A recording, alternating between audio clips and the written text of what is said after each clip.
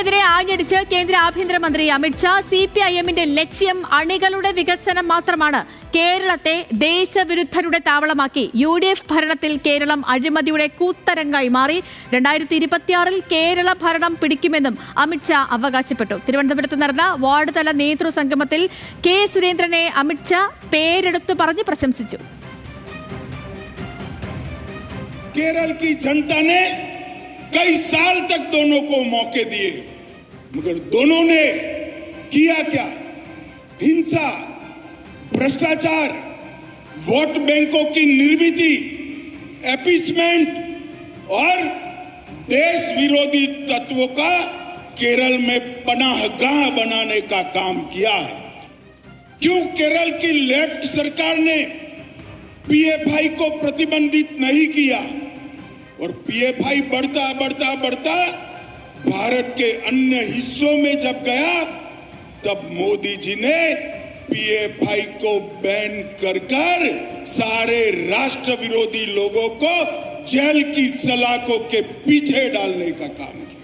मैं केरल के मतदाता भाइयों बहनों को कहने आया हूं कि 2026 का चुनाव NDA बीजेपी के नेतृत्व में, मोदी जी के नेतृत्व में सरकार बनाने के लिए लड़ने जा रहा है. BJP സംസ്ഥാന കമ്മിറ്റി ഓഫീസ് ഉദ്ഘാടനത്തിന് കേന്ദ്രമന്ത്രി സുരേഷ് ഗോപി എത്താത്തത് വിവാദമായിരിക്കുകയാണ്. പകരം കോട്ടയത്തെയും കൊച്ചിയിലെയും സ്വകാര്യ ചടങ്ങുകളിലാണ് സുരേഷ് ഗോപി പങ്കെടുത്തത്. അമിത്ഷായോട് അനുമതി വാങ്ങിയിരുന്നു എന്നാണ് സുരേഷ് ഗോപിയുടെ വിശദീകരണം. വിവരങ്ങളുമായി VS അനു ചേരുന്നു നമുക്കൊപ്പം. അനു, 2026-ലെ തിരഞ്ഞെടുപ്പിൽ കേരളം പിടിക്കുമെന്ന പ്രഖ്യാപനമാണോ അമിത്ഷായുടെ വാക്കുകളിൽ നിന്ന് നമ്മൾ മനസ്സിലാക്കേണ്ടത്?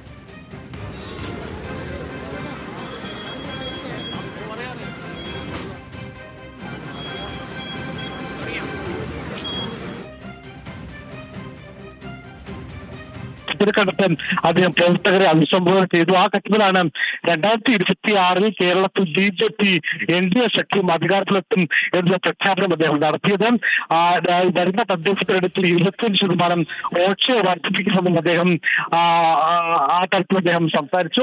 മാത്രമല്ല, മുൻപ് ഈ വലിയ തരത്തിൽ BJP-യെ സംസ്ഥാനത്ത് മുൻപോട്ട് എത്തിച്ച കെ സുരേന്ദ്രന്റെ അദ്ദേഹം പ്രത്യേകം പാർട്ടി ഒറ്റക്കെട്ടായി, അതായത് നിലവിലെ ഭാരവാഹി പട്ടികയുമായി ബന്ധപ്പെട്ടൊക്കെ വലിയ അതിർത്തി പാർട്ടിയിലുണ്ട്. അത് മാറ്റുക എന്നുള്ളതാണ് ഈ സുരേന്ദ്രനെ അനുമോദിക്കുന്നത് ഉൾപ്പെടെയുള്ള കാര്യങ്ങൾ വഴി അദ്ദേഹം ശ്രമിച്ചത്. പക്ഷേ ആ പ്രശ്നങ്ങൾ അങ്ങനെയൊന്നും തീരുമെന്ന് നമുക്ക് ഉറപ്പില്ല. കാരണം ഇന്നത്തെ ഈ സുപ്രധാനമായ ചടങ്ങിൽ നിന്ന് കേന്ദ്രമന്ത്രിയും കേരളത്തിൽ നിന്നുള്ള ഏക MP-യുമായ സുരേഷ് ഗോപി വിട്ടുനിന്നു. അദ്ദേഹം ചില സ്കൂളുകളുടെ പരിപാടികളുമായി ബന്ധപ്പെട്ട, വിദ്യാഭ്യാസ സ്ഥാപനങ്ങളുടെയും പരിപാടികളുമായി ബന്ധപ്പെട്ടാണ് പ്രവർത്തിച്ചത്. അതൊക്കെ അദ്ദേഹത്തിന് വേണമെങ്കിൽ മാറ്റിവെക്കാൻ കഴിയുന്ന പരിപാടികൾ തന്നെയായിരുന്നു. തൃശ്ശൂരിൽ അദ്ദേഹത്തിന്റെ വിജയത്തിന് ചുക്കാൻ പിടിച്ച KK Aneesh Kumar general secretary ആക്കാത്തതിലെ ഒരു പരിഭവമാണ് അങ്ങനെ ഒരു വിട്ടുവീഴ്ചലിന്റെ കാരണമെന്നാണ് അറിയാൻ കഴിയുന്നത്. മാത്രമല്ല, കൂടുതൽ അതൃപ്തിയും ഇപ്പോൾ ഈ ഭാരവാഹി പുനഃസംഘടനയുമായി വരുന്നുണ്ട്. അതായത് ഈ പാർട്ടി ഇന്റലക്ച്വൽ സെല്ലിന്റെ കൺവീനർ